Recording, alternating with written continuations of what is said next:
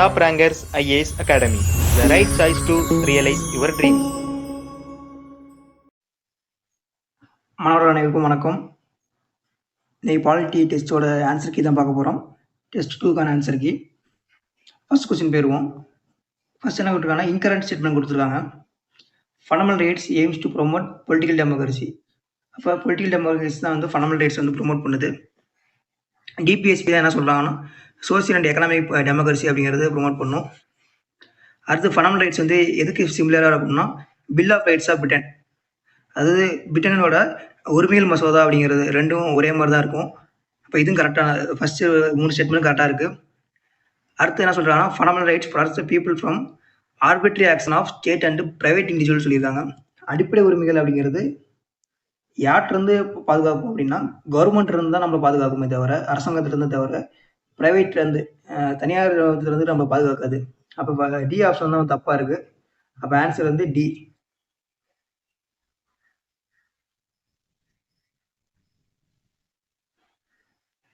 அடுத்த second question போயிடுவோம். EWS recommend பண்ண கமிட்டி பேர் கேட்டிருக்காங்க. ஃபர்ஸ்ட் ஜேஆர்ஜிடி கமிட்டி அப்படிங்கிறது என்னதுன்னா உமன்ஸ் லீகல் மேரேஜ் ஆக்ட் இருக்கு பார்த்தீங்களா, உமன்ஸோட லீகல் மேரேஜ் ஏஜ் அப்படிங்கிறது இன்க்ரீஸ் பண்ண கமிட்டி தான் ஜெயா கமிட்டி. அதுதான் அந்த கமிட்டி போட்டிருப்பாங்க. 18லேருந்து 21 இன்க்ரீஸ் பண்ணுறதுக்கான அந்த கமிட்டி போட்டிருப்பாங்க. அதுக்கான தான் ஜெயா கமிட்டி. இடபிள்யூஎஸ்க்கான கமிட்டி வந்து எஸ்ஆர் சிங்கோ கமிட்டி தான் வந்து இடபிள்யூஎஸ்க்கான ரெக்கமெண்டேஷன் பண்ணுற கமிட்டி. அடுத்து லக்ஷ்மி நரசிம்மன் கமிட்டி அப்படிங்கிறத ரூரல் பேங்க் சம்மந்தமாக போட்டிருப்பாங்க. இதெல்லாம் வராது. அப்போ இந்த ஆப்ஷன் பார்த்தீங்கன்னா பி ஆப்ஷன் அது கரெக்டான ஆன்சர். அடுத்து வந்து கேட்டிருக்காங்க, அதான் பாருங்க உமன் லீகல் மேரேஜ் ஆக்ட் வந்து 18லேருந்து 21 இன்க்ரீஸ் பண்ண அதாவது கமிட்டி எதுனா ஜெயா கமிட்டி. அப்போ ஓட்டிங் ரேட்ஸ் வச்சுக்கோங்க. ஓட்டிங் ரேட்ஸ் என்ன பண்ணியிருப்பாங்கன்னா 21 இருந்திருக்கும், அதை வந்து 18 குறைச்சிருப்பாங்க. அது வந்து எத்தனாவது அமெண்ட்மெண்ட் ஆக்ட்னா இது வந்து 61st constitution amendment act 1988. Voting ஏஜை 21லேருந்து 18 குறைச்சிருப்பாங்க. இது மாதிரி நிறைய இன்ஃபர்மேஷன் வந்து நிறையா கொடுத்துட்டே இருப்போம் இதுக்கப்புறம் வரதில்ல. வீடியோ வந்து ஃபுல்லாக பாருங்கள். டைம் வந்து அதிகமாக இருக்குது அப்படின்னு ஸ்கிப் பண்ணிட்டு போகாதீங்க. நிறைய வந்து உங்களுக்கு இன்ஃபர்மேஷன் வந்து இதில் வந்து கொஸ்டினை பொறுத்த வரைக்குமே நிறைய இன்ஃபர்மேஷன் உங்களுக்கு கேதர் பண்ணிக்க முடியும்.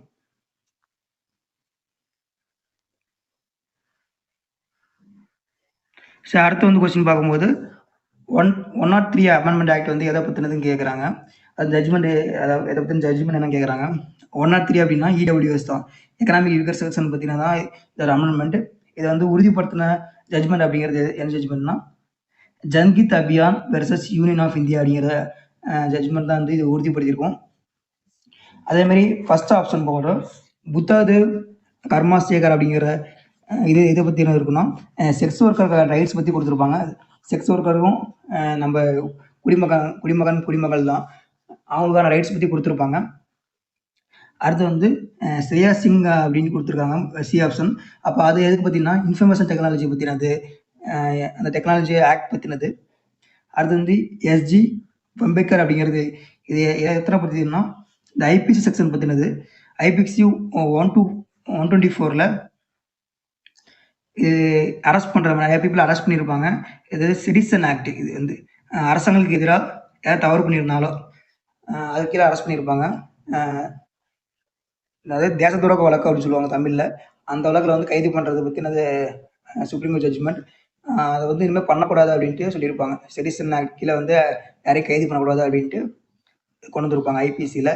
அதை பற்றின ஜட்ஜ்மெண்ட் தான் வந்து எஸ்டி பம்பேக்கர் அப்படிங்கிற ஜட்ஜ்மெண்ட். அடுத்தது வந்து ஆர்டிகல் 13 பற்றினது. இது வந்து எக்ஸ்பெக்ட்லி மிட்ஸ் அந்த ஜுடிஷியல் ரிவ்யூ அப்படின்ட்டு எந்த வார்த்தையும் மென்ஷன் பண்ணியிருக்க மாட்டாங்க. இதில் வந்து என்ன ஆப்ஷன் மென்ஷன் பண்ணியிருப்பாங்கன்னா a law inconsistent with fundamental rights shall be void அப்படின்னு சொல்லியிருப்பாங்க. எது வந்து அரசியலமைப்புக்கு, அதாவது அடிப்படை உரிமைக்கு எதிராக சட்டம் ஏற்றுவதால் அது செல்லாதுன்னு சொல்லியிருப்பாங்க தவிர ஜுடிஷியல் ரிவ்யூ அப்படிங்கிற வார்த்தை எக்ஸாக்டாக மென்ஷன் பண்ணியிருக்க மாட்டாங்க. அடுத்த ஆப்ஷன் பாருங்கள், இந்த ஃபண்டமெண்டல் ரைட்ஸ் ஆர் அப்சல்யூட்னு கொடுத்துருக்காங்க. இது வந்து முழுமையானது கிடையாது, இது வந்து நான் அப்சல்யூட் தான். ஏன்னா பார்லிமெண்ட் நினச்சா என்ன பண்ண முடியும்னா இதை வந்து சுருக்க முடியும். அப்படிங்கும்போது இது வந்து அப்சல்யூட் கொடுத்துருக்காங்க. இது தப்பான ஸ்டேட்மெண்ட். இப்போ எது கரெக்ட்னு கேட்டுறாங்க, எந்த ஸ்டேட்மெண்ட்டும் இது கரெக்ட் கிடையாது. அப்படியே தமிழில் பாருங்க. நீதி மறுவாய்வு அப்படிங்கிற சொல்ல வந்து வெளிப்படையாக குறிப்பிடுகிறதுனா ஆர்டிகல் 13 அப்படிங்கிறது வெளிப்படையாக குறிப்பிடல. இது வந்து அடிப்படை உரிமைகளை வந்து இந்திய குடிமக்களுக்கு முழுமையானது கொடுத்துருக்காங்க. முழுமையானது கிடையாது அப்படிங்கிற ஸ்டேட்மெண்ட் தான். ஏன் முழுமையானது கிடையாது அப்படின்னா பார்லமெண்ட் நினைச்சா அது வந்து அந்த சட்டத்தை வந்து திருத்த முடியும். அது அப்படிதான் என்ன பண்ணியிருப்பாங்கன்னா ஆர்டிகல் 31 அப்படிங்கிறது என்ன பண்ணியிருப்பாங்கன்னா ஏற்கனவே ஃபண்டமெண்டல் ரைட்ஸ் அப்படின்னு இருக்கும். ஃபண்டமெண்டல் ரைட்ஸ் அப்படிங்கிறது லீகல் ரைட்ஸாக மாற்றிருப்பாங்க. லேண்ட் சம்மந்தப்பட்டது. லேண்ட் வச்சுக்கிறது வந்து அடிப்படை உரிமையா இருக்கும். அதை வந்து என்ன பண்ணுவோம் சட்ட உரிமையா மாற்றிருப்பாங்க. அடுத்து வந்து 6th கொஸ்டின் எது வந்து இன்கரெக்ட்னு கேட்டிருக்காங்க, எது வந்து தவறாதுன்னு கேட்டிருக்காங்க. Fundamental rights content article 12 to 35. இப்போ இது கரெக்டான ஆன்சர் தான். அடுத்து வந்து ஃபண்டமெண்டல் ரைட்ஸ்க்காக 8 செக்ஷன் அப்படின்னு கொடுத்துருக்காங்க. இப்போ 8 செக்ஷன் அப்படிங்கிறது தப்பு. 8 செக்ஷன் அப்படின்னு வராது. ரைட் டு ஈக்குவாலிட்டி இருக்கும்.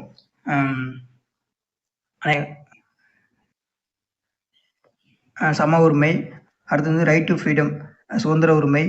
ரைட் அகேன்ஸ்ட் எக்ஸ்பிளாய்டேஷன் சுதந்திரக்கு எதிரான உரிமை. Right to freedom of religion மதம் சார்ந்த உரிமை. Culture and education rights. அடுத்து வந்து சிறுபான்மையிற்கான மைனாரிட்டிஸ் கொடுத்துருப்பாங்க. சிறுபான்மையிற்கான கலாச்சாரம் மற்றும் கல்வி உரிமை. ரைட் டு கான்ஸ்டியூஷனல் ரெமிடிஸ் அதாவது அரசியலமைப்பு உட்பட்டு தீர்வு காணும் உரிமை அப்படின்னு கொடுத்துருப்பாங்க. இப்போ இதெல்லாம் இதுதான் மொத்தம் இருக்கு. மொத்தம் எத்தனை செக்ஷன் இருக்குன்னா 6 செக்ஷன் தான் இருக்கு. 8 செக்ஷன் கொடுத்துருக்காங்க. இப்போ இது தப்பா இருக்கு. அடுத்து martial law is given under article 34 அப்படின்னு கொடுத்துருக்காங்க. மார்ஷியல் லா அப்படிங்கிறது ஆர்டிகல் 34 கீழே தான் வரும். அப்போ அது கரெக்ட். இப்போ இந்த இதில் வந்து எது இன்கரெக்ட்னு கேட்டிருக்காங்க.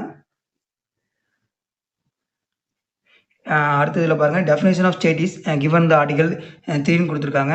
இப்போ இதை வந்து என்னது இன்கரெக்டாக இருக்குது. இந்த செக்ஷன் வந்து 8 அல்லது 6ன்னு மாற்றிக்கிங்க. அடுத்து equality before law was taken from British கொடுத்துருக்காங்க. அப்போ இது correct. Equal protection of law taken from USA சட்டத்தின் சமம் அப்படிங்கிறது என்னன்னா பிரிட்டிஷ்லேருந்து எடுக்கப்பட்டிருக்கு. சட்டத்தின் சம பாதுகாப்பு அப்படிங்கிறது அமெரிக்காவிலேருந்து எடுக்கப்பட்டிருக்கு. Rule of law given by AV Dicey. அப்போ இது மூணுமே கரெக்டு. ஆப்ஷன் டி தான் ஆப்ஷன் கரெக்டு. அப்போ 103 அமெண்ட்மெண்ட்ல எது ஃபர்ஸ்ட் ஆட் பண்ணியிருப்பான்னு கேட்டிருக்காங்க. இது வந்து ஃபர்ஸ்ட் ஆப்ஷன் தான். 15ல் 6 16ல் 6ன்னு சேர்த்துருப்பாங்க. அப்போ 103 இடபிள்யூஎஸ் அப்படிங்கிறது 15ல் அப்படிங்கிறது எஜுகேஷன் சம்மந்தமாக ரிசர்வேஷன் கொடுக்குறதும் 16ல் 6 அப்படிங்கிறது பப்ளிக் எம்ப்ளாய்மெண்ட் சம்மந்தமாக ரிசர்வேஷன் கொடுக்குறதும் ரெண்டுமே வரும். அப்போ இது ரெண்டுமே கரெக்டு. ஆர்டிகல் 25 அப்படிங்கிறது ஃப்ரீடம் ஆஃப் கன்சைஸ் அப்படிங்கிறது மனசாட்சி சுதந்திரம் அப்படிங்கிறது என்னன்னா நம்ம எந்த மதத்தை வந்து விரும்புகிறோமோ அதை வந்து ஃபாலோ பண்ணிக்கலாம் அப்படின்னு சொல்கிறது. ஆர்டிகல் 27 அப்படிங்கிறது எதை பற்றி கொடுக்குறோம்னா freedom of payment of tax அப்படின்னு கொடுத்துருக்காங்க. அப்போ அது வந்து கரெக்டாக தான் இருக்குது. ஃப்ரீடம் ஆஃப் பேமெண்ட் டேக்ஸ் அப்படின்னா மதங்களில் ஊக்குவித்தல் வரி செலுத்துவதிலிருந்து சுதந்திரம். அதாவது வரி செலுத்த தேவையில்லை. இப்போ மதத்துக்காக ஒரு மதத்தை ஃபாலோ பண்ணுறோம் அப்படிங்கிறதுக்காக எந்த டேக்ஸும் பே பண்ண தேவையில்லை அப்படின்னு சொல்கிறது தான். அதை ப்ரொமோட் பண்ணுறதுக்கான எந்த டேக்ஸும் பே பண்ண தேவையில்லை. அடுத்து இருக்கிறதுனா ஆர்டிகல் 30 கொடுத்துருக்காங்க. ஆர்டிகல் 30 அப்படிங்கிறது approximate language of spirit cultural of minorities கொடுத்துருக்காங்க. அப்போ அதுதான் தவறாக இருக்குது. ஆர்டிகல் 20 அப்படிங்கிறது பர்சனல் ரெஸ்பெக்டாக கன்வென்ஷன் ஆஃபென்ஸ் அப்படிங்கிற அது வந்து கரெக்டாக இருக்குது. அப்போ ஆர்டிகல் 30 அப்படிங்கிறது எதை பற்றி சொல்லுவாங்கன்னா right of minority to establish the administrator of education institution. அந்த மாதிரி ஏதாவது நீங்கள் அட்மினிஸ்ட்ரேஷனை ஏதாவது வச்சுக்கலாம், நிர்வாகத்தை மேற்கொள்ளலாம். எஜுகேஷன் இன்ஸ்டியூஷன் மாதிரி ஏதாவது நிர்வாகம் மேற்கொள்ளலாம். அப்போ இது நீங்கள் வந்து சொந்தமாக ப்ராப்பர்ட்டி ஏதாவது வச்சுக்கலாம். அதுக்காக இப்போ கிறிஸ்டின் மிஷினரி இருக்குன்னா அது மாதிரி ப்ராப்பர்ட்டி வச்சுக்க முடியும். அதை பற்றி சொல்கிறது தான் ஆர்டிகல் 30 சொல்கிறது. இங்கே வந்து ப்ரொடக்ஷன் ஆஃப் லாங்குவேஜ் ஸ்பிரிட் அதுவும் கொடுத்துருக்காங்க. அது வந்து ஆர்டிகல் 29லேயே வந்துடும். சரிங்களா? பிரிவு 30 தான் தப்பாக இருக்குது. சிறுபான்மையினரின் மொழி ஆவி கலாச்சாரம் ஆகியவற்றை அதாவது அது வந்து ஆர்டிகல் 29லேயே வந்துடும். 30 அப்படிங்கிறது என்னன்னா நீங்கள் வந்து ஒரு சிறுபான்மையினராக இருந்தால் உங்களுக்கான கல்வி நிறுவனங்களை வந்து நிர்வகிக்கும் உங்களுக்கு அதிகாரம் இருக்குது அப்படின்னு சொல்கிறது ஆர்டிகல் 30. இது வந்து தப்பாக இருக்குது. அடுத்தது which prime minister appoint first and second backer class அப்படின்னு சொல்லியிருக்காங்க. அப்போ எந்த பிரைம் மினிஸ்டர் அப்படிங்கிறது ஃபர்ஸ்ட் பேக்கர் கிளாஸ் கொண்டு வரும்போது 1953 காக கலைக்கர் கமிட்டி அப்படிங்கிறது தான் ஃபர்ஸ்ட் பேக்கர் கிளாஸ் இது கொண்டு வந்திருப்பாங்க. அடுத்து வந்து அப்போ 53 யார் இருந்திருப்பாங்க? நேரு இருந்திருப்பாங்க. அடுத்து வந்து செகண்ட் பேக்கர் கமிஷன் கொண்டு வரும்போது யார் கொண்டு வந்திருப்பாங்கன்னா 1979 தான் கொண்டு வந்திருப்பாங்க. கமிஷன் போட்டு 1979 மண்டல் கமிஷன் போட்டிருப்பாங்க. அப்போ யார் தலைவராக இருப்பாங்கன்னா மொரார்ஜி தேசாய் இருப்பார். அப்போ ஆப்ஷன் பி தான் கரெக்டு. ஆப்ஷன் பி தான் கரெக்டு. அடுத்து வந்து அண்டர் த விச் ஆர்டிகல்ஸ் இந்த government of Tamil Nadu argue with supreme court to protect the continuation of Jallikattu ஸ்போர்ட்ஸ்னு கொடுத்துருக்காங்க. இப்போ ஜல்லிக்கட்டு ஸ்போர்ட்ஸ்னு வரும்போது அது எது கீழே வரும்னா ஆர்டிகல் 29 அப்படிங்கிறது. இது வந்து சிறுபான்மையர்னு சொல்லும்போது அப்போ இந்தியாவை பொறுத்த வரைக்கும் தமிழ்நாடு அப்படிங்கிறது ஒரு சிறுபான்மையாக இருக்காங்க. அப்போ அவங்களுக்கான அதாவது லாங்குவேஜ் அப்படி சொல்கிறது, ஸ்பிரிட்டு, அது மாதிரி பாதுகாக்கிறது, இதெல்லாம் எது கீழே வரும்னா ஆர்டிகல் 29 கீழே வரும். சிம்பிளாக சொல்லணும்னா இந்த ப்ரொடக்ஷன் ஆஃப் மைனாரிட்டிஸ் சொல்லுவாங்க, protection of interest of minorities. அவங்க விரும்புறதை வந்து பாதுகாக்கணும் அப்படிங்கும்போது ஜல்லிக்கட்டு அப்படிங்கிறது தமிழ்நாடு மக்களால் விரும்பப்படுது. அப்போ அதை பாதுகாக்கிறதுனால ஆர்டிகல் 29 தான் இது answer correct. Rich constitution amendment act, Tamil Nadu reservation act 1994 வந்து எத்தனை அமெண்ட்மெண்ட்டில் வச்சுருப்பாங்கன்னா 76th அமெண்ட்மெண்ட்டில் வச்சுருப்பாங்க. 76th அமெண்ட்மெண்ட்டில் ஒன்று தானா 69% அப்படிங்கிறது அந்த ரிசர்வேஷனை உறுதி பண்ணி கொடுத்துருப்பாங்க. இப்போ 76th அமெண்ட்மெண்ட் பண்ணுறதுனால என்ன ஆகும்னா இது வந்து ஜுடிஷியல் ரிவ்யூவில் வந்து பாதுகாக்கப்படுது. ஆர்டிகல் 31 பியில் வந்து வச்சுருப்பாங்க. அதன்படி 9வது அட்டவணையில் வைக்கும்போது இது வந்து ஜுடிஷியல் ரிவ்யூவில் வந்து பாதுகாக்கப்படுது. நீதி புறநாயில் வந்து பாதுகாக்கப்படுது. கோர்ட் வந்து ஏன் வந்து இந்த ரிசர்வேஷன் வந்து 50%க்கு மேலே கொடுத்துருக்கீங்க அப்படின்ட்டு நம்ம கேள்வி கேட்க முடியாது. இதுக்கப்புறம் வந்து ஒரு ஜட்ஜ்மெண்ட்லேயே வந்து சொல்லியிருப்பாங்க, நீங்கள் 50% மேலே இருந்தால் கேள்வி கேட்க முடியும் அப்படின்னு சொல்லியிருக்காங்க. இருந்தாலும் அதை பற்றின சுப்ரீம் கோர்ட் வந்து எதுவும் முடிவு எடுக்கல. ஏன்னா எல்லா ஸ்டேட்லையுமே இந்த மாதிரி 50% மேலே தாண்டிட்டாங்க. மகாராஷ்டிரா எடுத்துட்டிங்கன்னா 71% அந்த மாதிரி அதிகமாக தாண்டிட்டாங்க. அதனால் இதை பற்றின சுப்ரீம் கோர்ட் வந்து எதுவும் கண்டுக்கிறது இல்லை. அதனால பிரச்சனை அப்படியே இருக்குது. Vishnu is from the depressed class, she went to college after schooling பண்ணாங்க. இப்போ இது வந்து நான் ஆன்சர் மட்டும் சொல்லிடுறேன். இப்போ இது வந்து ஆஸ்க் ஃபார் கமிட்டி. அப்போ கம்யூனிட்டி வந்து என்னன்னு கேட்குறாங்க, செப்பரேட் பெஞ்சில் வச்சாங்க. அப்படின்னா இது எது கீழே வரும்னா அன்டச்சபிலிட்டி. ஏன்னா ஒருத்தர் தனியாக உட்கார வைக்கிறாங்க, சமூகத்தில் வந்து குறிப்பிட்ட தனியாக உட்கார சொன்னாங்கன்னா அப்போ இது எது கீழே வரும்னா ஆர்டிகல் 17 கீழே வரும், அன்டச்சபிலிட்டி கீழே வரும். ஆன்சர் வந்து என்னன்னா 17 வந்து சி. ஹவு மெனி ரைட்ஸ் வேறு தேர் இருந்த ஆர்டிகல் 19 அப்படின்னு சொல்லும்போது மொத்தம் எத்தனை ரைட்ஸ்னால் ஏற்கனவே 7 இருந்துச்சு, இப்போ வந்து 6 ரைட்ஸு. ரைட் டு லேண்ட் அப்படிங்கிறத இது வந்து நீக்கப்பட்டிருக்காங்க. அப்போ நீக்கப்பட்டுச்சுன்னா மொத்தம் 6 ரைட்ஸ் இருக்கும். அடுத்தது என்ன கேட்குறாங்கன்னா எதுலலாம் ரெஸ்ட்ரிக்ஷன் விதிக்க முடியும் அப்படின்னு கேட்குறாங்க. இப்போ எதுக்கெல்லாம் பாதுகாப்பு ஏற்பட்டால் ரெஸ்ட்ரிக்ஷன் விதிக்க முடியும் அப்படிங்கும்போது இந்தியாவின் இறையாண்மை மற்றும் ஒருமைப்பாடுக்கு வந்து பாதுகாப்பு ஏற்பட்டாலோ, அவமதிப்பு ஏற்பட்டாலோ, அடுத்து அவதூறு, கண்ணியம், நீதிமன்ற அவமதிப்பு இதெல்லாம் செஞ்சாலோ என்ன பண்ண முடியும்னா இதுக்கு எதிராக வந்து ஒருத்தவங்களோட பேச்சுரிமை அப்படிங்கிறத கட்டுப்படுத்தி வைக்க முடியும் அப்படிங்கிறதுக்காக தான் இது வந்து எல்லா ஆப்ஷனுமே கரெக்டாக இருக்கும். Option D.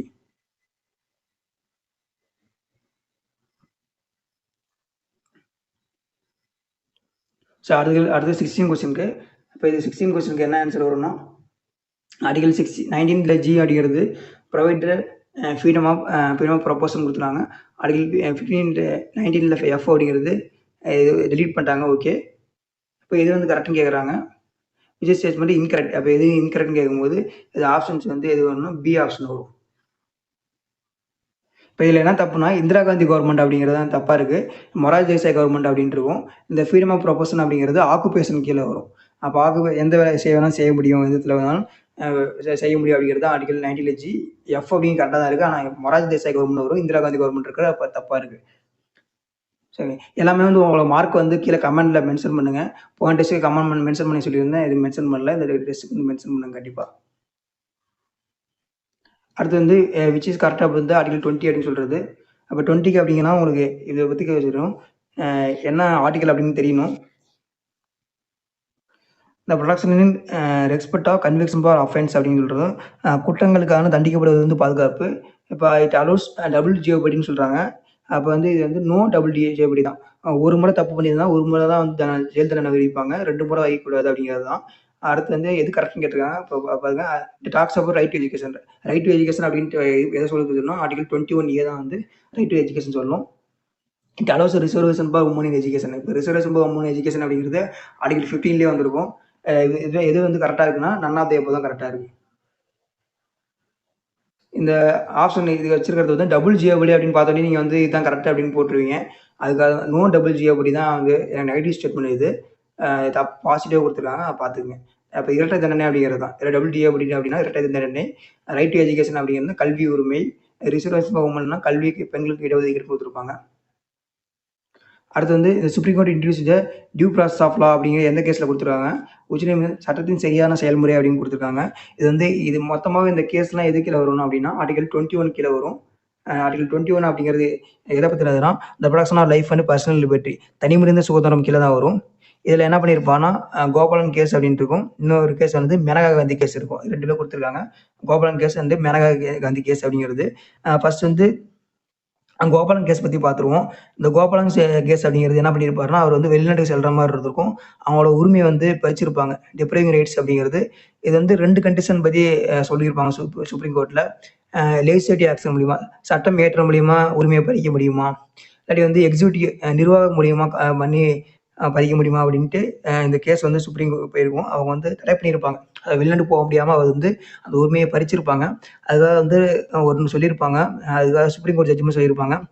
Gopalan case Gopalan case அதுபடி சஸ்பென்ஷன் சொல்லும்போது என்ன சொல்கிறாங்கன்னா, இந்த ப்ரொசீஜர் எஸ்டாப்ளிஷ்ட் பை லா, சட்டத்திலான செயல்முறையை பற்றி தான் சொல்லியிருப்பாங்க. அதன்படி தான் என்ன பண்ணியிருப்பாங்கன்னா, நீங்கள் லெஜிஸ்லேட்டிவ் ஆக்ஷன் மூலியமா சட்டம் ஏற்றி என்ன முடியும்னா, நீங்கள் வந்து அவரை வெளிநாடு போகாமல் தடுக்க முடியுமே தவிர எக்ஸிக்யூட்டிவ் ஆக்ஷன் மூலியமா நீங்கள் பண்ண முடியாது அப்படின்னு சொல்லியிருப்பாங்க. அதுக்கப்புறம் திரும்ப வந்து 1978 இது வந்து கோபாலன் கேஸ் அப்படிங்கிறது 1950 நடந்திருக்கும். அடுத்து மேனகா காந்தி கேஸ் அப்படிங்கிறது 1978 நடந்திருக்கும். இப்போ இதில் என்ன சொல்லியிருப்பாங்கன்னா, 2லையுமே எக்ஸிக்யூட்டிவ் ஆக்ஷனாக இருந்தாலும் சரி, நிர்வாக நடைமுறையில் இருந்தாலும் சரி, இல்லாட்டி வந்து லெஜிஸ்லேட்டிவ் ஆக்ஷன் சட்டமன்ற நடைமுறையுமா இருந்தாலும் சரி, எதுலேயுமே வந்து நீங்கள் என்ன பண்ண முடியாதுன்னா, ஒருத்தரோட உரிமையை வந்து பறிக்க முடியாதுன்னு சொல்லியிருப்பாங்க. இப்போ இதுதான் வந்து என்ன ஆன்சர்னா, டியூ ப்ராசஸ் ஆஃப் லா, அது வந்து சட்டத்தின் சரியான செயல்முறை அப்படிங்கிறது. இது ஆப்ஷன் டி தான் வரும். அது ப்ரொசீஜர் எஸ்டாப்ளிஷ்ட் பை லா, சட்டத்திலான செயல்முறை அப்படின்னா எதில் வரும்னா, ஜப்பான் படி எடுத்திருப்பாங்க. அதுக்கு அப்படியே ஏதாவது ஆப்ஷன் கொடுத்துருந்தாங்கன்னா உங்களுக்கு எதுக்கு வரும்னா, ஏகே கோபாலன் கேஸ் வரும். கோலக்நாத் அப்படிங்கிறது இதுக்கு எதுக்குமே வராது. இதெல்லாம் வந்து டிபிஎஸ்பி சம்மந்தமாக வரும். அதாவது கோலக்நாத் கேஸ் அப்படிங்கிறது டிபிஎஸ்பியில் ஃபண்டமெண்டல் ரைட்ஸ் சம்மந்தமாக வரும். அதே மாதிரி சங்கரி பிரசாத் அப்படிங்கிறது என்னன்னா ஃபண்டமெண்டல் ரைட்ஸ் சம்மந்தமாக வரும். இது 2மே இதுக்கு வராது.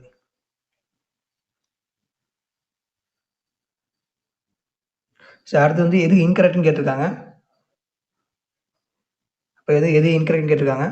இப்போ ஃபர்ஸ்ட் வந்து சொல்கிறாங்கன்னா, ஆர்டிகல் 21A அப்படிங்கிறது என்ன 86 அமெண்ட்மெண்ட் இருப்பாங்க. Provide the free and compulsory education up to 6 year of ஏஜ்னு கொடுத்தாங்க. 6 to 14 நமக்கு தெரியும். அப்போ இது தப்பாக இருக்குது.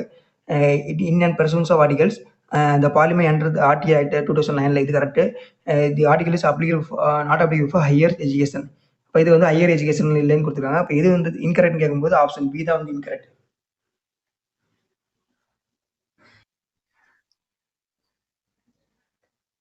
தமிழ் வழி பார்த்துடலாம். பிரிவு 21A அப்படிங்கிறது என்னன்னா எதுக்கு தவறாதுன்னு கேட்டிருக்காங்க. 86 திருத்தம் அப்படின்னு நமக்கு தெரியும். அது வந்து 6 வயதான மாணவர்களுக்கு இலவச கட்டாய கல்வின்னு கொடுத்துருக்காங்க. 6 முதல் 14 அப்படின்னு வரும். இதுதான் தப்பா இருக்கு. மற்ற ஸ்டேட்மெண்ட்லாம் கரெக்டாக இருக்கு. அடுத்து ரைட் டு ஃப்ரீடம் அப்படிங்கிறது எதுக்குலேருந்து இது வரைக்கும் கொடுத்துருக்காங்க. இது பார்த்தாவே தெரியும் நமக்கு. ஆர்டிகல் 19 22 வரைக்கும். ஆர்டிகல் 18 21A ஆர்டிகல் 18 வந்து தனியாக பிரிச்சிருக்க மாட்டாங்க. இப்போ இதெல்லாம் தப்பாக இருக்குது. 19 22 வரைக்கும் இருக்குது. அடுத்து the term minorities define the article 20. Minority அப்படிங்கிற டேம் வந்து அரசியலமைப்பில் சொல்லியிருக்க மாட்டாங்க. அது சிறுபான்மையினர் அப்படிங்கிற வார்த்தை யூஸ் பண்ணியிருக்க மாட்டாங்க. ஆர்டிகல் 30 அப்படிங்கிறது provide for the establishment of education institution for minorities. இப்போ இது கரெக்ட். சிறுபான்மையினர் அப்படிங்கிறது என்னன்னா கல்வி நிறுவனங்களை வந்து உருவாக்கலாம் அப்படின்னு சொல்கிறது தான். அப்போ ஃபர்ஸ்ட் ஆப்ஷன் மட்டும் தான் இது கரெக்டாக இருக்குது அப்படின்னா பி மட்டும் தான் கரெக்ட். ஃபர்ஸ்ட் ஆப்ஷன் வந்து தப்பாக இருக்குது. ஸோ அடுத்த கொஸ்டின் போயிடுவோம்.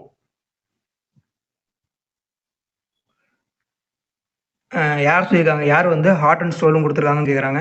அப்போ ஹார்ட் அண்ட் சோல்னு கொடுத்துருக்கிறது வந்து ஆர்டிகல் 32 அம்பேத்கர் அவர்கள் சொல்லியிருப்பாங்க. இப்போ நமக்கு தெரியும் ஹார்ட் அண்ட் சோல் அப்படின்னு சொல்கிறாங்க. இதே மட்டும் மாண்பு அப்படிங்கிறது ஆர்டிகல் 32 சொல்லியிருப்பாங்க. ஆர்டிகல் 32 அப்படிங்கிறது எதை பற்றினதுன்னா ரைட் டு கான்ஸ்டியூஷனல் ரெமிடிஸ், அரசியலமைப்புக்கு உட்பட்டு தீர்வு காணும் உரிமை அப்படிங்கிறது தான். அடுத்த கொஸ்டின் போயிருவோம். இந்த ரிட்ஸ் 5 டைப்ஸ் ஆஃப் ரிட்ஸ் வந்து ரிலீஸ் பண்ணுறாங்க அப்படின்னு சொல்லியிருக்காங்க.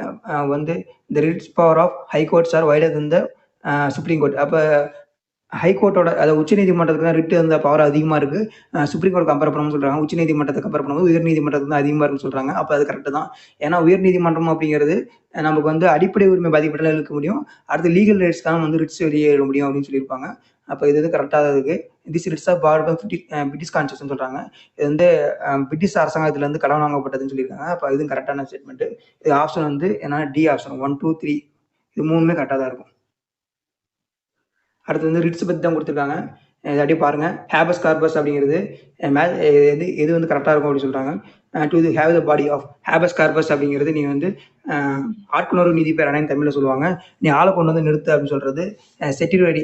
அதாவது செட்டிரோடி அப்படிங்கிறது என்னதுன்னா ஆவணக்கேற்பு நீதிபரணை அப்படின்னு வரும். டு பி சர்டிஃபைட் அப்படின்னு வரும். அடுத்து வந்து கியூ வாரண்டா தகுதி வினவுதல்னு சொல்லுவாங்க. அப்போ பை வாட் அத்தாரிட்டி அப்படின்னு சொல்லுவாங்க.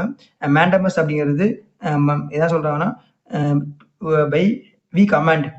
அப்போ நீங்கன்னா எந்த இதில் தகுதியில் வந்து நீங்கள் வந்து இது பண்ண அரெஸ்ட் பண்ண இது தவறாக வேலையை செஞ்சு அப்படின்னு சொல்கிறது. ப்ராகிபிஷன்னா வந்து தடைவிருத்த நீதிபரணை. இப்போ நீ வந்து உன்னோட ஜுடிஷியேஷன் இருக்கும், ஒரு எல்லை இருக்கும், அதுக்கு எதிரான செயல்பட்ட அதுக்கு அதிகமாக செயல்பட்டுன்னு சொல்கிறது தான் ப்ராகிபிஷன் அப்படிங்கிறது. இப்போ இதுக்கான ஆப்ஷன் என்ன வரும்னா ஹேபஸ் கார்பஸ் அப்படிங்கிறது ஆப்ஷன் வந்து பி ஆப்ஷன் இருக்கும்.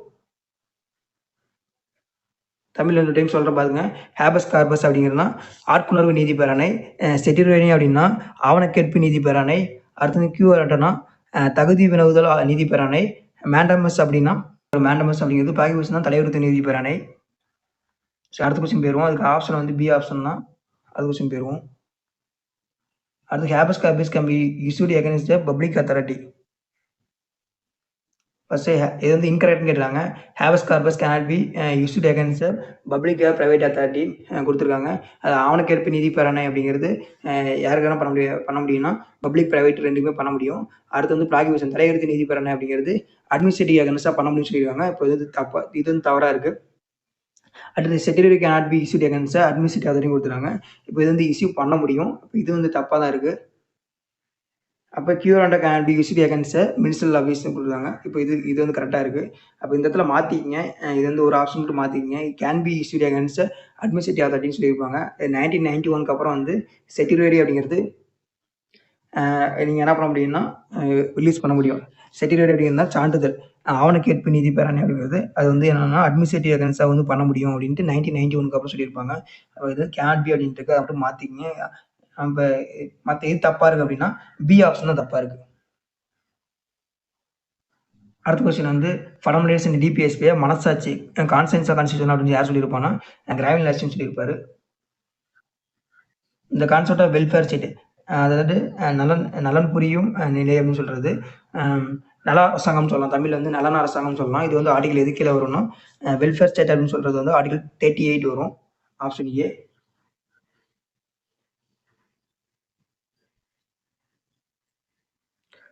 அடுத்து கான்ஸ்டியூஷன் மேக்கர்ஸ் மேட் டிபிஎஸ் பேஸை நான் ஜுடிஷியபிள் அண்ட் நான் என்ஃபோர்ஸ்மெண்ட் கோர்ட் கொடுத்துருக்காங்க.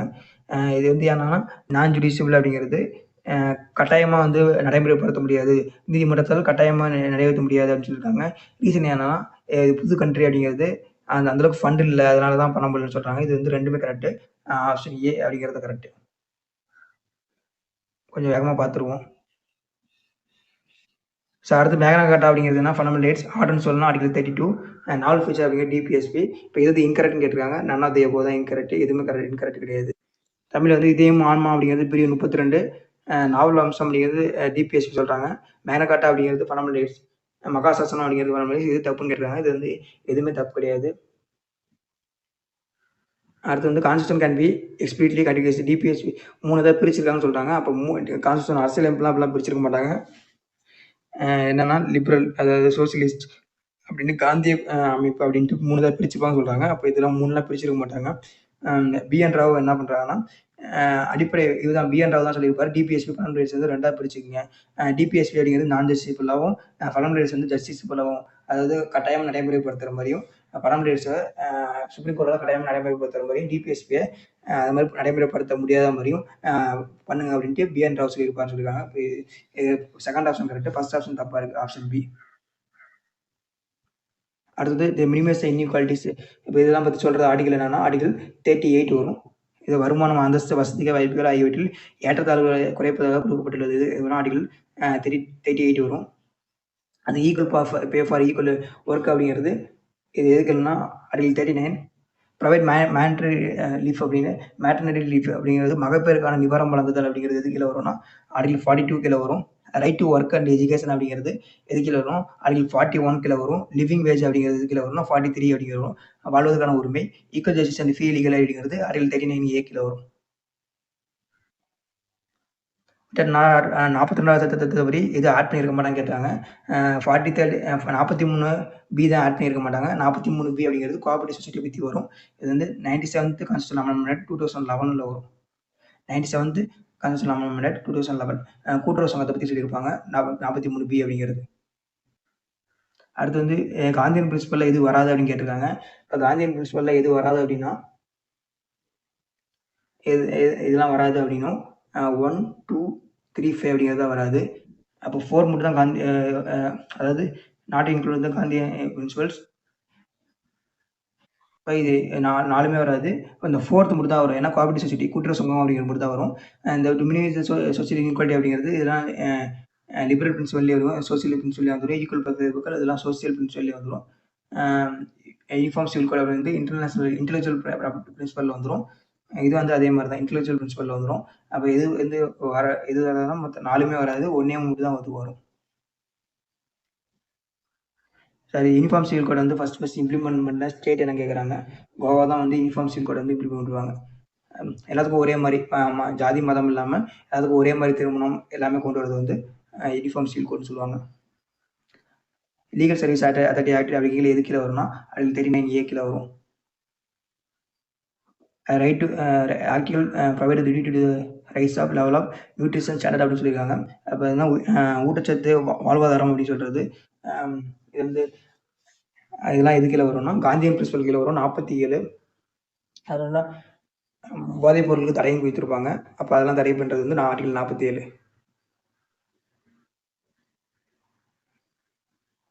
இதெல்லாம் வந்து டிபிஎஸ்பியால் அவங்க வியூஸாக சொல்லியிருப்பாங்க. அவங்களோட எண்ணங்கள் எந்த மாதிரி இருக்கும் அப்படின்னு சொல்லியிருப்பாங்க. ஐவோஜெனிக்ஸ் என்ன சொல்லியிருக்காரு. இப்போ இது வந்து எது வந்து கரெக்ட்லி மேட்ச்னு சொல்கிறாங்க. இது வந்து எல்லாமே கரெக்ட்லியாக மேட்ச் ஆகிருக்கும். அப்போ ஒரு டைம் படித்து பார்த்துக்குங்க. இது எல்லாமே கரெக்டாக மேட்ச் ஆகிருக்கும். இது சப்போஸ் இதை நீங்கள் இது மாதிரி பார்க்கலைன்னா இது வந்து நோட் பண்ணி வச்சுங்க. அடுத்து வந்து all the fundamental duties were add வந்து 42nd கான்ஸ்டிடியூஷன் சொல்லியிருக்காங்க. All the fundamental duties were added வந்து 47 சொல்கிறாங்க. It was recommend by the Swaran Singh கமிட்டின்னு சொல்கிறாங்க. ஆல் த 11 கிடையாது, 10 மட்டும் தான் வரும். அடுத்து it was recommend by Swaran Singh committee. இது correct. Dharma committee and fundamental duties appoint பண்ணது வந்து 2009 கொடுத்துருக்காங்க. அப்போ வந்து இதுவும் வந்து தப்பாக தான் இருக்குது. அப்போ எது தப்பாக இருக்குன்னா 1, 3 தப்பாக இருக்குது, செகண்ட் மட்டும் கரெக்டாக இருக்குது. இது வந்து 1999 அப்பாயின் பண்ணியிருப்பாங்க, 1999 அப்பாயின் பண்ணியிருப்பாங்க. அடுத்து 40வது கொஸ்டின் போயிடுவோம். 40வது கொஸ்டின் ஃபண்டமெண்டல் டியூட்டிஸை பற்றி சொல்கிறாங்க. ஃபண்டமெண்டல் டியூட்டிஸ் அப்படின்னு நான் ஜஸ்டிபிள் இது correct. Not enforce by court இது இன்ஸ்பெக்ட் வந்து சோவியத் யூனியன் இதுவும் கரெக்டு. இட் இஸ் அப்ளிகபிள் தான் போத் சிட்டிசன் வந்து நான் சிட்டிசன் சொல்கிறாங்க. சிட்டிசனுக்கு வராது, மொத்த சிட்டிசனுக்கு மட்டும் தான் வரும். இது வந்து நான் சிட்டிசன் அப்படிங்கிறது தப்பாக இருக்குது. அடுத்த கொஸ்டின் போயிடுவோம். இந்த product and improvement of environment கொடுத்துருக்காங்க. இப்போ என்வரான்மெண்ட் அப்படின்னு பற்றி எது கீழே வரும்னா சுற்றுச்சூழலை பாதுகாக்கிறத பற்றி சொல்கிறது வந்து ஆர்டிகல் 48. அடுத்து which article provide duty to citizens dignity of women சொல்கிறாங்க. உமன்ஸை பற்றி டிக்னிட்டி இது வந்து அடிப்படை உரிமை அடிப்படை கடமை பற்றி வரும். Fundamental duties. இந்த ஃபண்டமெண்டல் டியூட்டிஸ் அப்படிங்கிறது 42வது சதவீதத்தில் ஆட் பண்ணியிருப்பாங்க. வந்து இனிஷியலாக 1950 அப்போ இருக்காது. இது எப்போ கொண்டு வந்திருப்பாங்க 1976 அப்புறம் தான் கொண்டு வந்திருப்பாங்க. சௌரன் சிங் கமிட்டி ரெக்கமெண்டேஷன் பண்ணியிருப்பாங்க. 51A அப்படின்னு ஒரு பிரிவு ஆட் பண்ணியிருப்பாங்க. அதுக்கு வந்து அடிப்படை கடமை அப்படின்னு சொல்லுவாங்க. இந்திரா காந்தி கவர்மெண்ட் அப்போ தான் இது ஆட் பண்ணியிருப்பாங்க. இப்போ அப்படிங்கிறது என்னன்னா பெண்களுக்கு கண்ணியத்தை இழிவுபடுத்தும் செயல்கள். பெண்களை பார்த்து ஈன் பல்ல காட்டக்கூடாதுன்னு வச்சுக்கோங்க. அப்போ அது வந்து ஆப்ஷன் பி. அடுத்து with freedom of speech and expression கொடுத்துருக்காங்க. இது வந்து பார்ட் 3ல இருக்கும், கண்டிப்பாக இருக்கும்.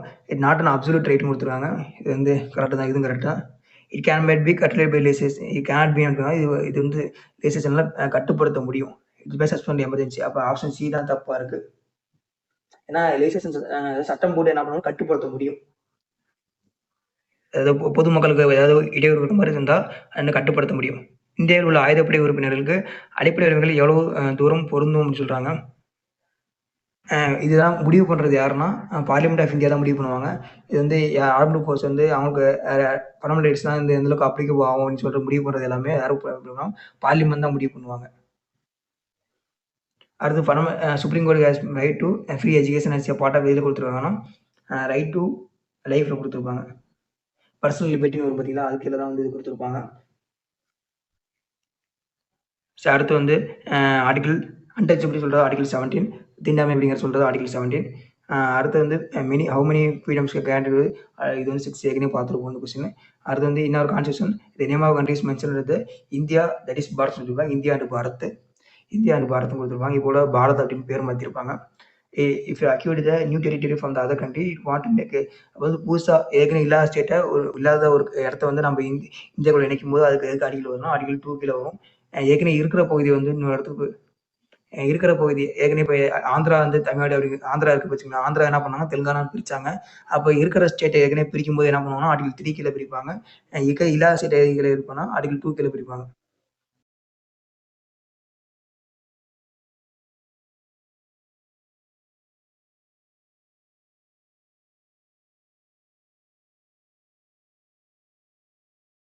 ஸ்டேட் ஆஃப் யூனியன் டெரிட்டரிஸ்லாம் எது கீழே வரும்னா ஷெட்யூல் ஏ 1 கீழே வரும். அட்டவணை 1 கீழே தான் என்ன பண்ணுவாங்கன்னா ஒரு மாநிலம் மட்டும் யூனியன் பிரதேசங்களில் குறிப்பிட்ட பெயர்கள் குறிப்பிட்டிருக்கும். இப்போ இந்தியா அப்படிங்கிறது என்னென்ன ஸ்டேட் அப்படிங்கிறது ஜம்மு அண்ட் காஷ்மீர், நீங்கள் வந்து தமிழ்நாடு, கேரளா, கர்நாடகா அப்படின்னு எடுத்துக்கிறது எல்லாமே எது கீழே வரும்னா அட்டவணை 1 கீழே வரும். அடுத்து 51வது கொஸ்டின் போயிருவோம். The term Union of India is wider than the territory of India கொடுத்துருக்காங்க. அப்போ இந்தியாவோட எல்லை அப்படிங்கிறது அதான் மத்திய ஒன்றிய அரசுன்னு சொல்கிறது ரெண்டுமே ஈக்குவல் தான். வைடர் தான் கொடுத்துருக்காங்க. ஒரு அகலமானது ரொம்ப நீண்டமானு சொல்கிறாங்க. அப்போ அதுதான் வந்து என்னதுன்னா தப்பாக இருக்குது. இன்கரெக்ட் கேட்டிருக்காங்க. அப்போ அதான் ஆன்சர் இருக்கும். அடுத்து செகண்ட் ஆப்ஷன் போகும். The state have no right to schedule from the union. இது கரெக்டு. எந்த ஒரு ஸ்டேட்டுக்கும் தனியாக பிரித்து வந்து வர முடியாது. எந்த ஒரு மாநிலமும் அப்படிங்கிறது இந்திய ஒன்றியத்திலேருந்து தனியாக பிரிஞ்சு வர முடியாது அப்படிங்கிறது தான். நம்ம அமெரிக்கா மாதிரி கிடையாது. அமெரிக்கா அப்படிங்கிறது 50 மாகாணம் அப்படிங்கிறது ரெண்டும் 50 மாகாணம் சேர்ந்து தான் என்ன பண்ணுவாங்கன்னா ஒரு யூனியனாக அமைச்சிருப்பாங்க. இங்கே வந்து அப்படி கிடையாது. தனியாக பிரிஞ்சு வர முடியாது. அவங்க எப்போ வேணால் பிரிஞ்சு வர முடியும். அமெரிக்கா அப்படிங்கிறது ஒவ்வொரு மாகாணம் அப்படிங்கிறது தனித்தனியாக எப்போ வேணால் பிரிஞ்சு வர முடியும். ஆனால் இந்தியா அப்படிங்கிறது சீமான் அவர்கள் சொல்கிற மாதிரி தனியாக தமிழ்நாடு அப்படிங்கிறது தனியாக பிரிஞ்சு வர்றது ரொம்ப கடினம். இது அம்பேத்கர் அப்படிங்கிறத தான் உருவாக்கி வச்சுட்டு போயிருப்பாங்க. இது வந்து என்னது மாநிலங்களின் ஒன்றியம் தான், மாநிலங்களின் கூட்டாட்சி கிடையாது. சரிங்களா? அடுத்த 52வது கொஸ்டின் போயிடுவோம். இந்திய ஒரு மாநிலத்தின் பிரதேசம் மறுவரை செய்ய மசோதாவை பாராளுமன்றத்தில் அறிமுகப்படுத்துவதற்கு முன் ஜனாதிபதி பிரதிநிதி தேவை கொடுத்துருக்காங்க. இருக்கு. அடுத்து வந்து அத்தகைய மசோதா ஜனாதிபதியால் சம்மந்தப்பட்ட சட்டமன்றத்துக்கு அனுப்ப வேண்டும் கொடுத்துருக்காங்க. சட்டமன்றத்துக்கு அனுப்ப வேண்டிய கரெக்டு தான். மாநிலங்களின் கருத்துக்களை குடியரசுத் தலைவர் கட்டுப்படுத்தவில்லை. Not a bind one. அப்போ எதுவுமே சரியானதுன்னா மூணுமே சரியானது தான். அடுத்து ஆர்டிகல் 53 அப்படி சொல்கிறது இது வந்து இன்கரெக்ட்னு கேட்டிருக்காங்க. Territorial integrity of the state is not guarantee in constitution சொல்லியிருக்காங்க. ஒரு மாநிலத்தின் பிராந்திய ஒருமைப்பாடு அரசியலமைப்பில் உத்தரவாதம் அளிக்கப்படலன்னு சொல்கிறாங்க. இப்போ இதுவும் கரெக்டு தான். டெரிட்டரியல் இன்டெகிரிட்டி அப்படிங்கிறதுனா எதுவும் கேரண்ட் பண்ணது கிடையாது. India is a destructible state with indestructible union சொல்கிறாங்க.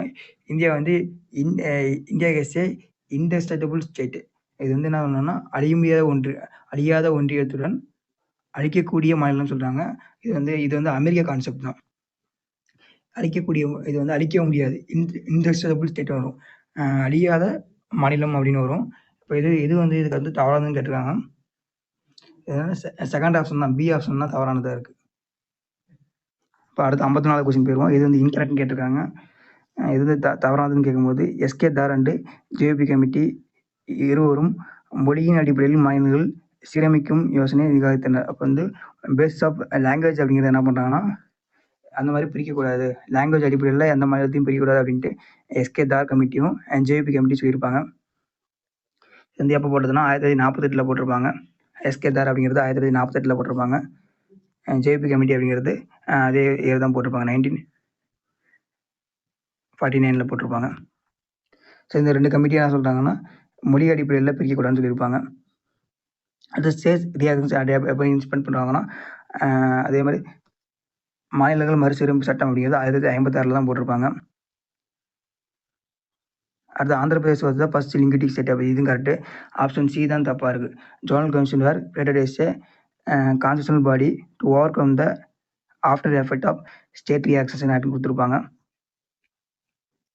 இந்த ஜோனல் கவுன்சில் அப்படிங்கிறது மண்டல சபை அப்படிங்கிறது என்னென்னா அரசியலமைப்பு பாடி, கான்ஸ்டியூஷனல் பாடி கிடையாது. இது வந்து ஸ்டாட்யூட்டரி பாடி, சட்டத்தால் ஏற்பட்ட அமைப்பு.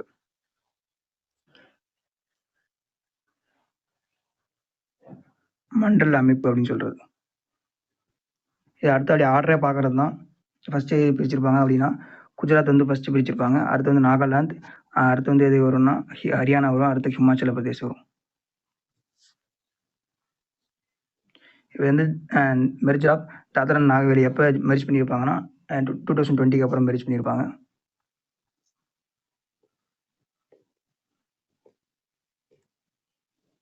இது வந்து எது கரெக்ட்லி மேட்ச்னு கேட்டிருக்காங்க. 2 and 3 தான் கரெக்ட்லி மேட்சாக இருக்கும். சிக்கிம் அப்படிங்கிறது 36 கான்ஸ்டியூஷன் அமெண்ட்மெண்ட், பாண்டிச்சேரி அப்படிங்கிறது 14th கான்ஸ்டியூஷன் அமெண்ட்மெண்ட். ரீசெண்டாக குரூப் 1ல கூட வந்து கொஸ்டின் கேட்டிருப்பாங்க. கோவா அப்படிங்கிறது 10th அப்படிங்கிறது கோவா அப்படிங்கிறது எது கீழே வரும்னா 12th கான்ஸ்டியூஷன் அமெண்ட்மெண்ட் ஆக்ட் வரும், 12வது சட்டத்திருத்தம் வரும். டெல்லி அப்படிங்கிறது எப்போ மாற்றிருப்பாங்கன்னா 69th கான்ஸ்டியூஷன் அமெண்ட்மெண்ட் ஆக்ட் வரும். மெட்ராஸ் அப்படிங்கிறது எப்போ ரீமேம் பண்ணியிருப்பாங்கன்னா 1969 ரீமேம் பண்ணியிருப்பாங்க. Madras was officially remade Tamil Nadu அப்படிங்கும்போது எப்போ அஃபிஷியலாக பண்ணியிருப்பாங்கன்னா January 14, 1969 தான் அஃபிஷியலாக மாற்றிருப்பாங்க. அடுத்து who demand the change of name வந்த மெட்ராஸ் ஸ்டேட் ஆஃப் தமிழ்நாடு. இப்போ 70 டேஸ் வந்து ஹங்கர் ஸ்ட்ரைக் இருந்திருப்பாரு, அதாவது உண்ணாவிரதம் இருந்து இறந்துருப்பாரு. யாரும் சங்கர்லிங்கனார். இப்போ வந்து மெட்ராஸ் வந்து தமிழ்நாடு மாற்றணும் அப்படின்ட்டு உண்ணாவிரதம் இருந்து இறந்துருப்பாரு சங்கர்லிங்கனார். கொஸ்டின் குரூப் 2ல கேட்டிருப்பாங்க. இப்போ ரீசெண்டாக தமிழ்நாடு ஃபார்மேஷன் டே அப்படின்ட்டு எப்போ கொண்டாடுறாங்கன்னா ஸ்டாலின் கவர்மெண்ட் ஆரம்பிச்சதுலேருந்து July 18 அப்படின்னு தான் தமிழ்நாடு செலிப்ரேஷன் டே தான் கொண்டாடுறாங்க. அடுத்து எப்போ ரெசல்யூஷன் கொண்டு வந்திருப்பாங்கன்னா July 18, 1967 தான் கொண்டு வந்திருப்பாங்க. அதை தான் வந்து அதை ஞாபகப்படுத்தமாக என்ன பண்ணுறாங்கன்னா மெட்ராஸ் தமிழ்நாடு மேற்கு மாற்றணும் ரெசல்யூஷன் எப்போ கொண்டு வந்திருப்பாங்கன்னா July 18, 1967 கொண்டு வந்திருப்பாங்க. அதை ஞாபகப்படுத்தமாக தான் என்ன பண்ணுறாங்கன்னா தீர்மானம் கொண்டு வந்தது. அதனால தான் தமிழ்நாடு டே அப்படின்னு கொண்டாடுறாங்க. தமிழ்நாடு ஃபார்மேஷன் டே, தமிழ்நாடு உருவாக்க நாள். இப்போ இது இந்த 62 கொஸ்டினில் எந்தெந்த மாநிலங்கள் எது மாநிலமாக உயர்த்தப்படுவதற்கு முன் யூனியன் பிரதேசமாக இருந்தது. யூனியன் பிரதேசமாக இருந்துட்டு மாநிலமாக மாற்றின ஸ்டேட் என்னென்னு கேட்குறாங்க. இதுக்கு வந்து என்ன ஆப்ஷன் மட்டும் பார்த்துருவோம். இது எல்லா ஸ்டேட்டுமே அதே மாதிரி தான் இருக்கும். சரிங்களா? ஃபர்ஸ்ட் வந்து ஹிமாச்சல பிரதேஷ், மணிப்பூர், திரிபுரா, கோவா, மிசோரம், அருணாச்சல பிரதேஷ் 4மே வந்து யூனியன் பிரதேசமாக இருந்தால் ஸ்டேட்டாக மாறி இருக்கும். அடுத்து பாண்டிச்சேரி அப்படின்னு புதுச்சேரி அப்போ மாற்றிருப்பாங்க, 2006ல் மாற்றிருப்பாங்க. சிக்கிம் இந்தியாவது எத்தனாவது ஸ்டேட்டு? 22வது ஸ்டேட்டு. ரெண்டுக்கும் இடையில சிக்கிச்சு அப்படின்னு நான் வச்சுக்கோங்க. சிக்கிம் வந்து 22வது ஸ்டேட்டு. கோவா அப்படிங்கிறது 25வது ஸ்டேட்டு. சிக்கிம் அப்படிங்கிறது 22வது ஸ்டேட்டு. இந்த கொஸ்டினில் ஏதாவது டவுட் இருந்தால் கீழே வந்து கமெண்டில் பண்ணுங்கள். ஸோ அடுத்து 66வது கொஸ்டின் போயிடுவோம். இது இன்கரெக்ட் ஸ்டேட்மெண்ட் சிட்டிசன்ஷிப் அமெண்ட் 2019 கேட்டிருக்காங்க. To aim to provide the citizenship for 6 communities from the 3 countries include Sri Lanka கொடுத்துருக்காங்க. ஸ்ரீலங்கா வந்து இன்க்ளூட் பண்ணியிருக்க மாட்டாங்க. எங்கே பாகிஸ்தான், மியான்மர், அடுத்து பங்களாதேஷ் 3 மட்டும் தான் இருக்கும். ஸ்ரீலங்கா இன்க்ளூட் பண்ணியிருக்க மாட்டாங்க. இந்த பீரியட் ஆஃப் நேச்சுரலைசேஷன், அதாவது இயல்பு உரிமை அப்படிங்கிறது ரெடியூஸ் பண்ணியிருப்பாங்க. Reduced to 5 from 11 years. மொத்தம் எப்படின்னா 14 years. அதில் 11 years அப்படிங்கிறது என்ன பண்ணணும், இந்தியாவில் வாழ்ந்துருக்கணும். இந்தியாவில் ஏற்கனவே வந்து ஃபஸ்ட் இருக்கணும். அதில் கண்டிப்பாக லாஸ்ட் 12 months அப்படிங்கிறது 11 monthல லாஸ்ட் 11 years 14 yearsல 11 years அப்படிங்கிறது என்ன பண்ணணும், இந்தியாவில் வச்சுருக்கணும். அதில் லாஸ்ட் 12 months கண்டிப்பாக இந்தியாவில் தான் இருந்திருக்கும்னு சொல்லியிருப்பாங்க. அந்த 11 சொல்லியிருக்காங்க பார்த்தீங்களா, அந்த 11 அப்படிங்கிறது 5 ரெடியூஸ் பண்ணியிருப்பாங்க. இது கரெக்டு. பி அப்படின்னு கரெக்டு. இந்த provision of citizenship illegal migrant from the not applicable to tribal area of 6 schedules. அப்போ இது கரெக்டு. இது வந்து சி ஆப்ஷனும் கரெக்டாக தான் இருக்குது. சரி, அப்போ இது ஆப்ஷன் வந்து கரெக்ட் தப்பாக இருக்குது அப்படின்னா ஏ ஆப்ஷன் தான் தப்பாக இருக்குது. அடுத்து பாரதிய பிரவேச டே அப்படின்னு கொண்டு January 9. காந்தி வந்து இந்தியா திரும்பி இருப்பார், அதுதான் பாரதிய பிரவேச டேன்னு கொண்டு வருவாங்க. Which are among following rights to enjoy, அதாவது எந்த உரிமைகளும் அடிப்படை உரிமையை இந்திய குடிமகன் அல்லாதவங்களும் என்ஜாய் பண்ண முடியும்னு கேட்டிருக்காங்க. ஆர்டிகல் 21 அப்படிங்கிறது தான் 2 பேரும் என்ஜாய் பண்ண முடியும். இது வந்து ஆர்டிகல் 19 அப்படிங்கிறது இந்திய குடிமகனுக்கான உரிமை. இந்திய குடிமகன் தான் எந்த இடத்துக்கு வேணால் போக முடியும். அதாவது ஃப்ரீடம் ஆஃப் ஸ்பீச், அசம்பிள், கூட்டம் கூடுறதுக்கான உரிமை, சங்கம் அமைக்கிறதுக்கான உரிமை எல்லாமே இந்திய உரிமை தான் இருக்கும். அவங்க தான் எங்கே தங்க முடியும். அவங்க பப்ளிக் எம்ப்ளாய்மெண்ட் அப்படிங்கிறது அவங்க மட்டும் தான் ஆப்பர்ச்சுனிட்டி இருக்கும். வெளிநாட்டவர் வந்து நம்ம எம்ப்ளாய்மெண்ட்லேருந்து ஆப்பர்ச்சுனிட்டி எடுத்துக்க முடியாது. அப்போ இதெல்லாம் ரெண்டுக்குமே வரும்னா ஆர்டிகல் 21 இது 2 பேருக்குமே வரும். ஸோ அடுத்து வந்து எந்த வகையாக இருந்தால் சிட்டிசன்ஷிப் பெற முடியும், அப்போ எதை இருந்தாலும் இழக்க முடியும் இருக்கும். அப்போ 5 way to get a citizenship, 5 வகையான குடியுரிமை வந்து பெற முடியும். Compulsory termination by central governments, எது மூலியமா இது வந்து எது இன்கரெக்ட்னு கேட்டிருக்காங்க. அது 5 வகையா என்ன பண்ண முடியும்னா குடியுரிமை பெற முடியும். அதே மாரி இந்த compulsory termination of citizen by the can be done at the termination. இப்போ வந்து இது வந்து எது இன்கரெக்ட்னு கேட்டிருக்காங்க. None of the above. The compulsory termination of citizenship by the central government can be done under. இது வந்து option D, none of the above தான் வரும். இது ரொம்ப முக்கியமான question. Adoption of absolute reservation, குறிக்கோள் தீர்மானத்தை வந்து எப்போ நடைமுறைப்படுத்தியிருப்பாங்கன்னா ஜனவரி 22, 1947 அடாப்ஷன் நேஷனல் ஃபிளாக் அப்படிங்கிறதும் நேஷனல் ஆந்தம் எல்லாமே ஜனவரி 24, 1950 தான். அடாப்ஷன் ஆஃப் கான்ஸ்டியூஷன், இப்போ கான்ஸ்டியூஷன் எப்போ நடைமுறைக்கு வந்திருக்கும் அப்படிங்கும்போது அடாப்ஷன் ஆஃப் கான்ஸ்டியூஷன் எடுத்துக்கொள்ள போது நவம்பர் 26, 1949. டிராஃப்டிங் கமிட்டி எப்போ செட் பண்ணியிருப்பாங்கன்னா ஆகஸ்ட் 29, 1947 வரும். இப்போ இது வந்து கரெக்டான ஆர்டர் கேட்குறாங்க. அந்த ஆர்டர் அப்படிங்கிறது ஆப்ஷன் டி ஆப்ஷனு. அதையும் பார்த்துக்கணும்.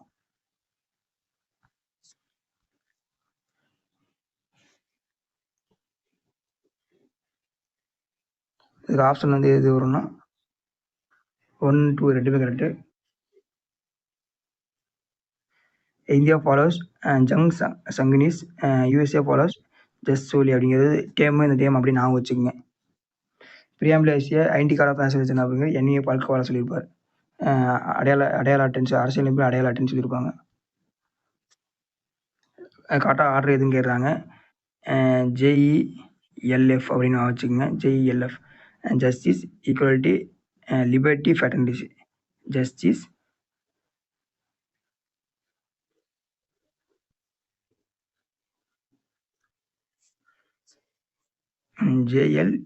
ஜேஎல்இஎஃப்னா வச்சுக்கோங்க.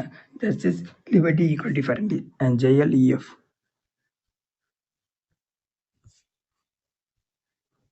அடுத்து 74 கொஸ்டின். 42 அமெண்ட்மெண்ட் ஆக்ட், இது மினி கான்ஸ்டியூஷன் சொல்லியிருப்பாங்க. இது கரெக்டு தான். இது வந்து இந்திரா காந்தி கவர்மெண்ட் அப்போ வந்துருப்பாங்க. மினி கான்ஸ்டியூஷன் சொல்கிறது வந்து கரெக்டு. அடுத்து வந்து preamble based on absolute solution, Rajendra Prasad கொடுத்துருவாங்க. இது ஜவஹர்லால் நேரு வரும். The time integrate preamble is given the fraternity and chance. இப்போ இதுவும் கரெக்டு. அதாவது ஒற்றுமை அப்படிங்கிறது சகோதரத்துவம் கீழே கொடுத்துருப்பாங்கன்னு சொல்கிறாங்க. அது கரெக்டு.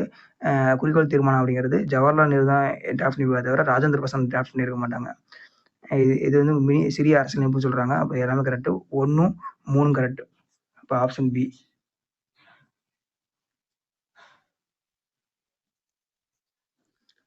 அடுத்து வந்து 75th INC adopt the resolution to establish socialistic pattern society அப்படிங்கிறது ஆவடி காங்கிரஸ் செஷன். கடையனுக்கும் கடை தேற்றம் அப்படின்னு சோசியலிட்டிக் பேஷன் சொசைட்டி அப்படின்னு நேரு ஆரம்பிச்சிருப்பாங்க. அப்போ யாரை வந்து சிஎம்மாக இருந்திருப்பாங்கன்னா இவர் இருந்திருப்பார், காமராஜர் அவர்கள் இருந்திருப்பாங்க. யூஎன் தெபர் அப்படிங்கிறது தான் தலைமை தாங்கியிருப்பார். பாசிட்டிவ் செகுலரிசம் ஃபாலோ பண்ணுறது இந்தியா வந்து எந்த இது ஃபாலோ பண்ணுறான்னு சொல்கிறாங்க. இந்தியா வந்து சொன்னால் நெகட்டிவ் செகுலரிசம் ஃபாலோ பண்ணுறாங்க. ஆப்ஷன் பி தான் வரும். பாசிட்டிவ் செகுலரிசம் ஃபாலோ பண்ணுறது யாருன்னா ஃப்ரான்ஸ் ஃபாலோ பண்ணுவாங்க. பாசிட்டிவ் செகுலரிசம் அப்படிங்கிறது எதுனா ஒருத்தர் வந்து வெளிப்படையாக வந்து அறிவிக்க முடியாது. பாசிட்டிவ் செகுலரிசம் வெளியே போயிட்டு நான் வந்து மதத்தை தான் ஃபாலோ பண்ணுறேன் அப்படின்னு அறிவிக்க முடியாது. வீட்டுக்குள்ளனாலும் அறிவிக்க முடியும். வெளியே போயிட்டு என்ன பண்ண முடியும்னா அறிவிக்க முடியாது. இந்தியா அப்படின்னு கிடையாது. இந்தியா வந்து என்ன பண்ணுவாங்கன்னா எங்கே வேணாலும் அறிவிக்க முடியும். வெளியே வந்து நான் இந்த மாதிரி படுதா அணிச்சிட்டு போக முடியும். இப்போ முஸ்லீம்னா படுதா அணிச்சிட்டு போக முடியும். இப்போ ஹிந்துவாக இருந்தால் அந்த காவி வேஸ்ட்டு காவி துணியெல்லாம் போட்டு போக முடியும். அப்போ இந்த மதத்தை நான் ஃபாலோ பண்ணுறேன் அப்படின்னு வெளிப்படையாக அறிவிக்க முடியும். இது முஸ்லீம் இது வந்து ஃப்ரான்ஸில் அறிவிக்க முடியாது. Which is example for the perfect and democratic. ஆனால் நான் ரிபப்ளிக்னு சொல்லும்போது பிரிட்டன் தான். ஏன்னா இங்கே வந்து முடியாட்சி நடப்பட்டிருக்கும். க்ரௌன் தான் ரூல் பண்ணிட்டு இருப்பாங்க.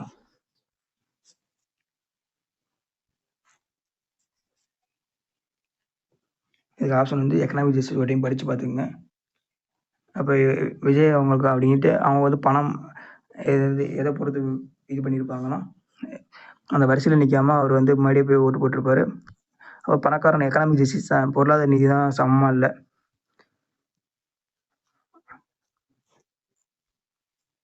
அடுத்த absolute liberty is not suitable in democratic country. ஒரு ஜனநாயக நாட்டில் பூர்ண சுதந்திரம் ஏற்படுது எல்லாரும் கொடுத்துருக்காங்க.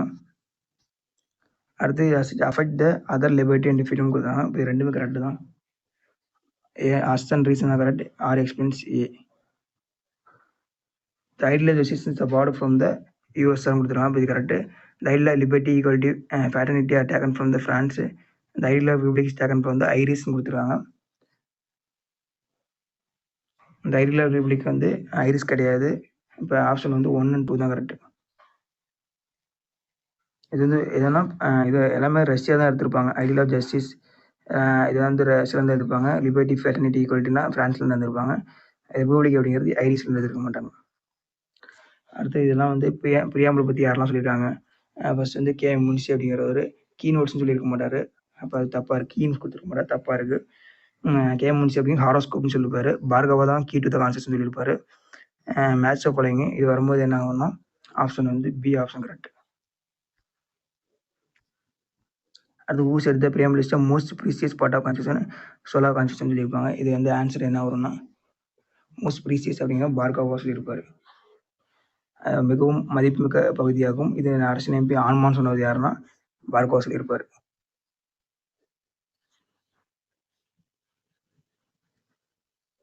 அடுத்து பிரியாம்பிள் அப்படிங்கிறது நான் ஜஸ்டிபிள் நேச்சர். இது டேட் மென்ஷன் இந்த பிரியாம்பிள் இது வந்து 26 நவம்பர் 1949 கொடுத்துருப்பாங்க. இப்போ இது தப்பாக இருக்குது. இப்போ ஆப்ஷன் என்ன வரும்னா ஃபர்ஸ்ட் ஆப்ஷன் மட்டும் கரெக்டாக இருக்குது. செகண்ட் கேசவானந்த ஜட்ஜி என்ன பேசிக் ஸ்ட்ரக்சர் ஆஃப் கான்ஸ்டியூஷன் இது இன்ட்ரடியூஸ் பண்ணியிருப்பான்னு சொல்லியிருப்பாங்க. அதுமாதிரி எப்போ இன்ட்ரடியூஸ் பண்ணு கேட்குறாங்க. ஏப்ரல் 24, 1973. அடுத்து 85th கொஸ்டின் வந்து 85th வந்து பின்னூற்றில் எது இந்திய பாராளுமன்ற முறையை ஏற்றுக்கொள்வதற்கு காரணம் இல்லைன்னு கேட்டிருக்காங்க. இது வந்து ஏற்றுக்கொள்ள முடியாதுன்னு சொல்கிறாங்க. இது வந்து சொல்கிறாங்கன்னா மோர் சூட்டபிலிட்டி ஓவர் ரெஸ்பான்சிபிலிட்டி, பொறுப்பை விட ஸ்திரத்தன்மை அதிகமாக இருக்குன்னு சொல்கிறாங்க. அதனால தான் வந்து அது ஏற்றுக்கொள்றதுக்கு கடினமாக இருக்குது. பார்கனிங் ஃபெடரலிசம் அப்படிங்கிறது பேரம் பேசும் ஃபெடரலிசம் அப்படிங்கிற யார் சொல்லியிருப்பாங்கன்னா மோரி சொல்லியிருப்பாங்க. மோரி ஜோன் சொல்லியிருப்பாங்க. அடுத்து வந்து ஃபெடரலிசம் வந்து ஸ்ட்ராங் டெண்டன்சி, பேரம் பேசும் கூட்டாட்சி, மையப்படுத்தும் போக்கு கொண்ட கூட்டாட்சி அப்படின்னு சொல்லி யார் சொல்லியிருப்பாங்கன்னா ஐவர்ஜனி சொல்லியிருப்பாங்க. கோஆபரேட்டிவ் ஃபெடரலிசம் அப்படிங்கிறது கிராமின் நாஸ்டின்னு சொல்லியிருப்பாரு.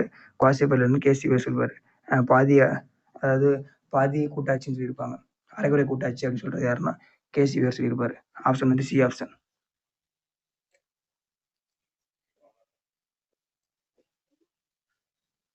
அடுத்து வந்து விச் ஆர் த நான் ஜஸ்டிபிள் நேச்சர், இதுக்கு ஆன்சர் வந்து 1 to 3 தான் வரும்.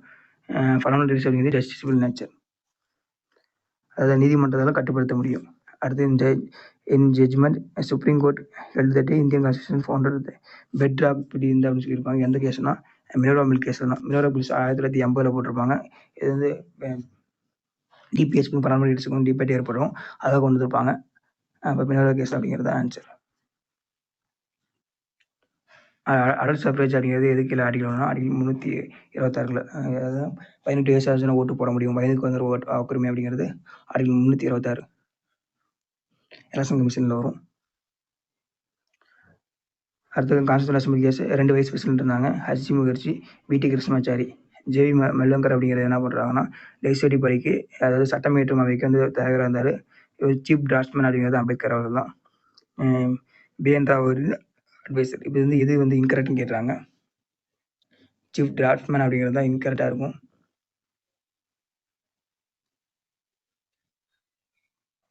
சீஃப் டிராஃப்ட்மேன் அப்படிங்கிறது யார் கீழே வரும்னா எஸ்என் முகர்ஜி தான் சீஃப் டிராஃப்ட்மேனாக இருப்பார்.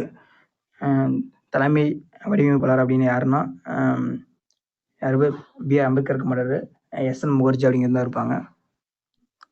சீஃப் ஆர்கிடெக்ட் அப்படின்னு சொல்லும்போது தான் அம்பேத்கர் அவர்கள் வருவாங்க.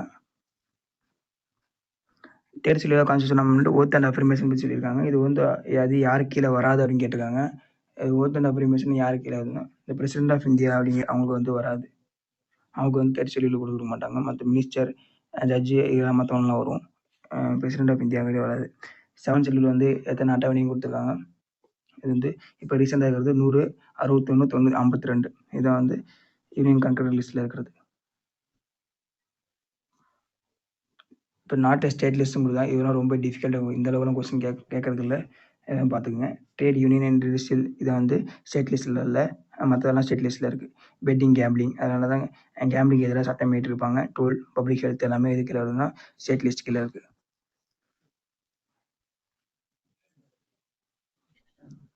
Which of the following language is not given இந்த 27 நம்ம இங்கிலீஷ் தான் வந்து கொடுத்துருக்க மாட்டாங்க. 72 அமெண்ட்மெண்ட்டில் இது சேர்த்துருப்பாங்கன்னு கேட்குறாங்க. 72 அமெண்ட்மெண்ட்டில் எந்த லாங்குவேஜ் சேர்த்துருப்பாங்கன்னா எதுவுமே சேர்த்துருக்க மாட்டாங்க. 77 நன் ஆஃப் த எபோ. இது வந்து ஆப்ஷன் வந்து எதுவுமே சேர்த்துருக்க மாட்டாங்க. அடுத்து 11th சரி இது எத்தனை டியூட்டிஸ் கேட்குறாங்க. 11th 29 duties, 12th 18 duties. எப்போ இந்த அமெண்ட்மெண்ட்னா இது எப்போலேருந்து நடைமுறைக்கு வந்திருக்கும்? 97 கொஸ்டின் 6th ஆகஸ்ட்லேருந்து நடைமுறைக்கு வந்திருக்கும். இந்த ப்ரொசீஜர் எஸ்டாப்ளிஷ் ஆகியா சட்டத்திலும் செயல்முறை நிறுவப்பட்ட நடைமுறை அப்படிங்கிறது ஜப்பானில் எடுத்துப்பாங்க. எமர்ஜென்சி ப்ரொவிஷன் வந்து ஜெர்மனி கிடையாது. எமர்ஜென்சி ப்ரொவிஷன் அப்போ போட்டால் அடிப்படை உரிமை சஸ்பெண்ட் ஆகும் அப்படின்னு சொல்கிறேன். ஜெர்மனியில் வந்து திருப்பாங்க. ஜுடிஷியரி அப்படிங்கிறது கவர்மெண்ட் ஆஃப் இந்தியா ஆக்ட். இது எல்லாமே கரெக்டு. இது வந்து கரெக்ட்லி மேட்ச்னு சொல்லும்போது election of members to Rajya Sabha அப்படிங்கிற சவுத் ஆஃப்ரிக்காலேருந்து எடுத்துருப்பாங்க. அப்போ 1, 3, 4 தான் கரெக்டு. அப்போ ஆப்ஷன் சி கரெக்டு. அடுத்து கான்ஸ்டியூஷனல் அசம்பிளி இதை பார்ட்லி இது கரெக்டு தான். இது வந்து மாற்றி மெம்பர் ஜின்னா மெம்பர்னு சொல்கிறாங்க. இப்போ ஜின்னா மெம்பருக்கு தப்பு. ஃபஸ்ட் மீட்டிங் வந்து December 9 நடந்திருக்கும். அது கரெக்டு. அப்போ எது வந்து தப்பாக இருக்குன்னா செகண்ட் ஆப்ஷன் மட்டும் தப்பாக இருக்குது. 1, 3 கரெக்டு.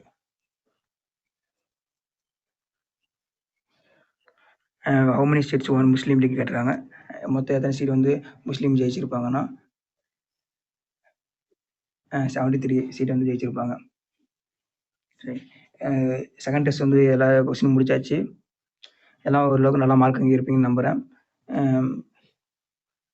இது மாதிரி ரெகுலராக உங்களுக்கு வீடியோ வேணும்னா டாப் ரேங்கர் CS அகாடமியை லைக் பண்ணுங்கள் அண்டு ஷேர் பண்ணுங்கள், சப்ஸ்கிரைப் பண்ணுங்கள். முக்கியமாக எவ்வளோ மார்க் எடுத்துருக்கீங்களோ கமெண்டில் மென்ஷன் பண்ணுங்கள்.